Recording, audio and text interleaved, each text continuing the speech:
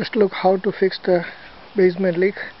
Don't need to spend lots of money on the basement waterproofing. Just use a plastic membrane, house wrap or waterproof membrane to stop the leak. Take out some old limestone screening and level it properly.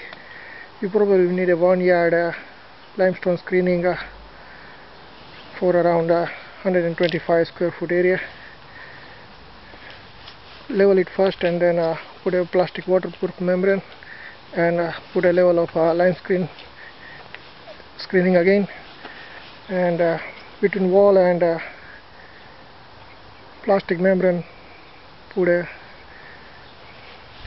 this kind of rubber strip. It's pretty flexible rubber strip. I protected with metal hanger and Tapcon screws.